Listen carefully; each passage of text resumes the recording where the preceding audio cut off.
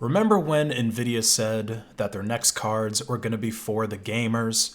Remember when they said, hey guys, we're going to totally nerf the mining ability of our future graphics cards, and we're going to create these separate chips, these crypto mining processors, specifically for the miners to use, because we're tired of Ethereum miners buying up all of our gaming cards and mining enough ETH for them to pay the cards off in a couple of weeks and then add even more cards to their massive mining rigs. We're going to do something to keep these cards from immediately going out of stock in every single store all over the world. Sure you are, NVIDIA. Sure you are. I bet some of you guys have already seen that retail stores just started getting 3060s over the past couple of weeks, and already they're sold out. The only ones where I could really find these cards being offered were by scalpers for inflated prices, but NVIDIA did keep their promise of nerfing their cards to deter the miners from using them. Basically what they did was throw a hash rate limiter onto the card so that it would be able to detect if it was a workload that was mining Ethereum, or if it was gaming, rendering a video, or whatever NVIDIA has decided to not limit the GPU on. And this requires a secure handshake between the drivers, the GPU, and the BIOS to try and prevent someone from being able to just remove this hash limiter, right? They're trying to keep it super secure. But there's a number of problems with NVIDIA's approach. So first of all, they're only blocking the mining of Ethereum. Other cryptocurrencies that are mined with different hashes are not affected. Now, the reason that NVIDIA probably did this was twofold. One is that Ethereum is, or at least it was for the most part, the most profitable crypto to mine. So naturally, that's what the vast majority of people were mining with NVIDIA video cards. And second is that if NVIDIA nerfed too many algorithms on their cards, then you might start to see the card's performance getting nerfed in other applications like video editing, gaming, and scientific work due to the hash limiter accidentally identifying that as mining of some other coin. So basically, this is like NVIDIA trying to play whack-a-mole with the crypto community, except in this version of the game, moles are extra-dimensional beings. They're popping out of the ceilings, they're popping out of walls, they'll even pop out of the hammer as you're trying to swing and hit them. None of what NVIDIA is trying to do has been very effective. A lot of people have just started using those cards to mine altcoins like Xano, Conflux, and Cortex. Xano mining with Prog POWs is probably more profitable with these cards than Ethereum, and it's kind of a new coin on the block. So the price can be a bit more volatile. It could go up, obviously, if a lot of people start jumping on it, mining Xano. It could become even more profitable than ETH mining after the nerfing. Then there's also Conflux, which is one of the most profitable coins to mine with these cards right now. So the whole practice of nerfing a single algorithm to try and stop crypto mining, it's really like chopping off the head of a hydra, right? Another one is just going to grow back and it's going to be bigger and stronger. And there's also a lot of signs that this hash rate limiter is just going to get hacked and get removed anyway.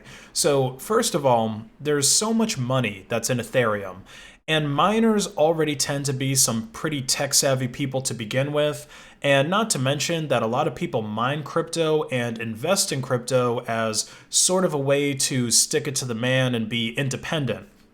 So that skill, that money, and that defiance alone, those three things combined, are probably going to be enough to kill this hash limiter.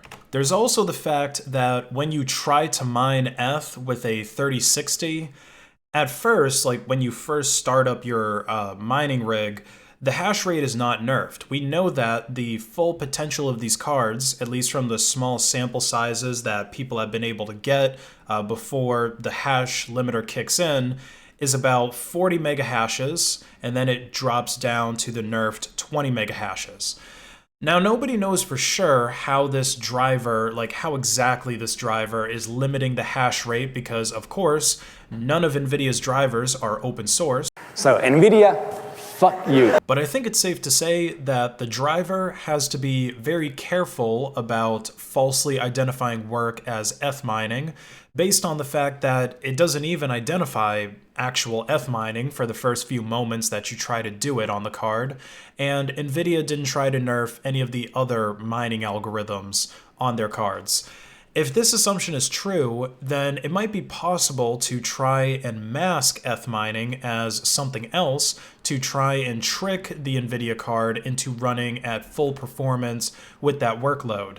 And if the threshold for something being identified as ETH mining is high enough, then it might be possible to produce masked ETH mining workloads that only have an efficiency impact of, say, 10 or 20%.